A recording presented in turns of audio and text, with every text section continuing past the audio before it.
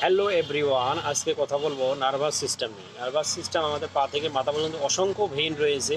পা থেকে মাথা পর্যন্ত হাজার হাজার ভেইন রয়েছে, আল্লাহ তাল্লাহ সৃষ্টি করে রাখছে। সেই ভেইনগুলো হচ্ছে নার্ভাস সিস্টেম। নার্ভাস সিস্টেম কিছু কিছু ভিটামিনের অভাবে কিছু কিছু রোগ তৈরি হয়, সেই বিষয় নিয়ে আলোচনা করব। যেমন ভিটামিন B1, ভিটামিন B1, তারপরে হচ্ছে ভিটামিন B6, তারপরে হচ্ছে ভিটামিন B12, তারপরে হচ্ছে ভিটামিন E। মূলত চারটা ভিটামিনের অভাবে নার্ভাস সিস্টেমের রোগগুলো তৈরি হয়। আর নার্ভাস সিস্টেমের রোগ ভিটামিন B1 এর অভাবে যা হয়, যেমন হাত পা জ্বালা পোড়া করে, হাত পা ঝিনঝিনি ভাব, হাত পায়ের ভিতরে অবশ অনুভূতি, শরীরে দুর্বলতা, মাথা ঘোরা বা শরীর ঘুরতেছে ঘূর্ণির মতো মনে হয়, আর পেশির দুর্বলতা তৈরি হয়। আর ভিটামিন B1 কোন কোন খাবার থেকে আমরা পেতে পারি?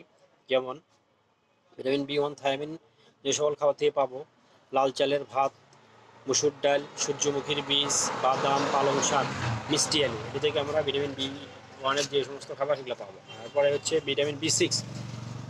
ভিটামিন B6 এর মূলত কাজ হল নিউরো ট্রান্সফার তৈরি করা, শরীরের ভিতরে যে কোনো অ্যালার্ট সিস্টেম। যখন শরীরে একটা মশা বসলো, আপনি বুঝতে পারবেন কোথায় কামড় দিয়েছে, তাহলে হাত দিয়ে ওখানে যায় আপনি বাড়তে পারবেন, ঠিক আছে? এই সমস্ত ভিটামিন B6 হচ্ছে সবুজ শাকসবজি বেশি পাওয়া যায়। তারপরে ভিটামিন B12, ভিটামিন B12 আমরা কোথা থেকে পাবো? দুধ, দই, পনির, সয়াবিন, সামুদ্রিক মাছ, ডিম, মাংস এবং মুরগির কলিজা থেকে পাবো। তারপরে হচ্ছে ভিটামিন ই আমরা পাবো হচ্ছে সবুজ শাকসবজি থেকে, বাদাম, ব্রোকলি, যে কোনো ধরনের ফ্রুটস থেকে আমরা পাবো। আর সব বিষয় নিয়ে আলোচনা একদিনে হয় না, ইনশাল্লাহ আরেকদিন হবে।